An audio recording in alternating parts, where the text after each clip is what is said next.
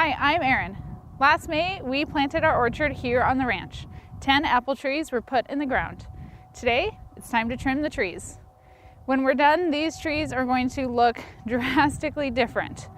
Pruning fruit trees is nothing like pruning shade trees. I've got my pruners ready, and I'm prepared to do something that might shock you today on Our Wyoming Life.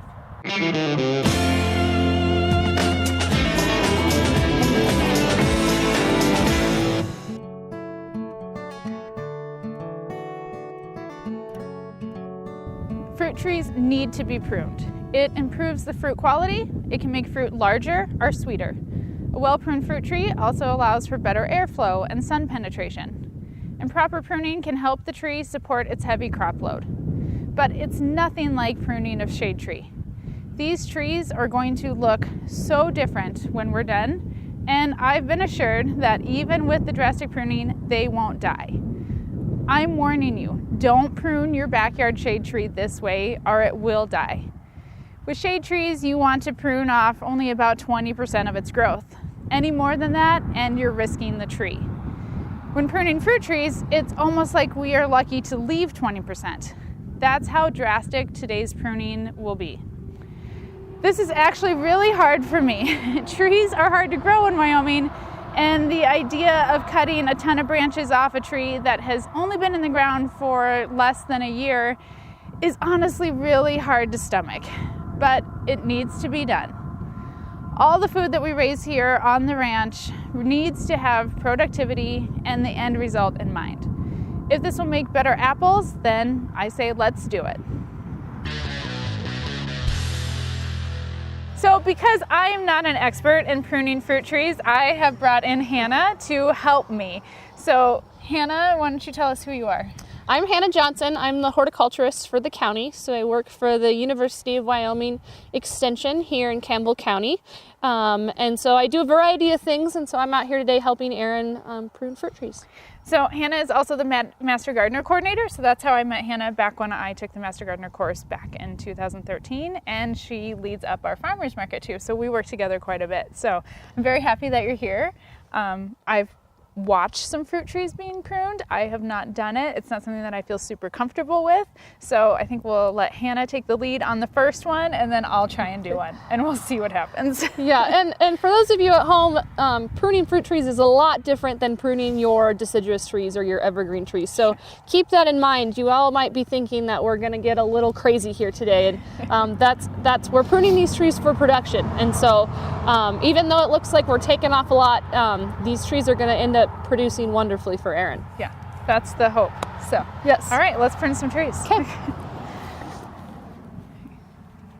For pruning fruit trees, the idea is you're pruning for production. So here on an apple tree, you're taking sections about a foot apart, and the idea is that you're wanting these branches to grow out, and so that you have layers. And realistically, when you're pruning your fruit trees, we'll end up topping, which is not something you do with deciduous trees, but for our purposes here, it's so that it is a manageable height for Erin or Mike or whoever has to pick these apples can reach. And even though we top it, it will still gain more height every year. Yep. And realistically, we're wanting it to grow out. So you want to pick at least 3 or 4, maybe 5 good leaders. And unfortunately with this tree here, there's really nothing on the backside. We'll take this one off here.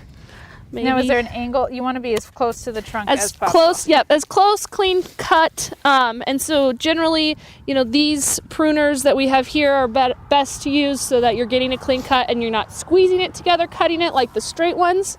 So I'm going to leave these 3, mainly because you want to keep about waist height with your first set. And even though these look like leaders, we're going to talk about cutting these off. So we'll leave this. We want to cut off anything that comes back into the tree. I think what we'll do here is... So like this can...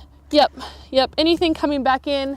I think here, this is where it gets a little questionable with people thinking, why are we cutting so much here? But I'm going to cut. You want light and air to be able to move into the tree. Yep. So I'm cutting this here.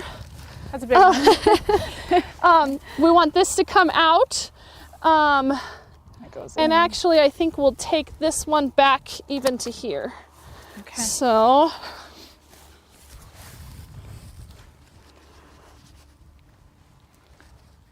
Do you want the big ones? I think I got it.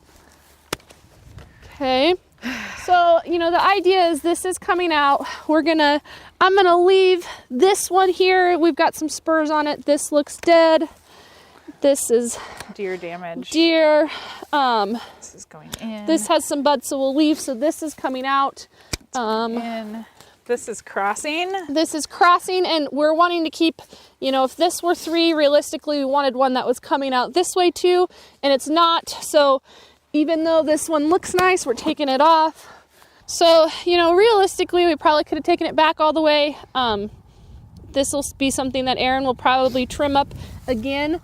You know, it looks like there's another spur here. So a thing with apple trees is you can nick it in hopes of producing another branch coming off. And so what we'll do is we'll nick right above. And the hope is that we'll have another branch come off this way. So you just lightly scar it with your pruners and hopefully we'll get another branch. So we want the tree balanced. So we're gonna take off all of these here. So this is essentially one layer. And we're gonna go up, realistically you need to go up about, a foot.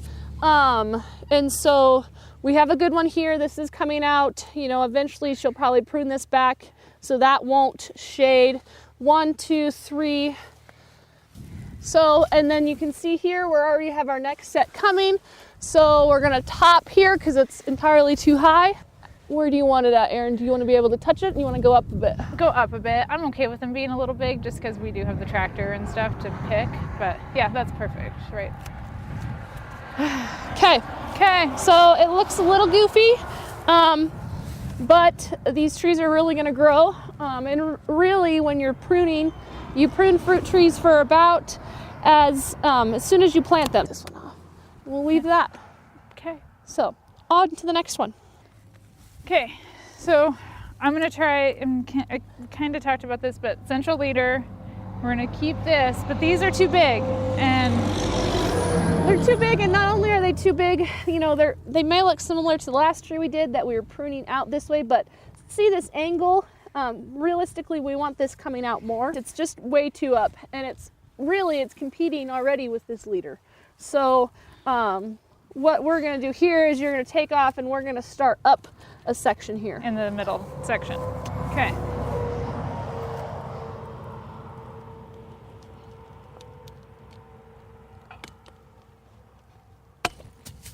Perfect. So that's a big branch. Gone forever. And then this one. Yep.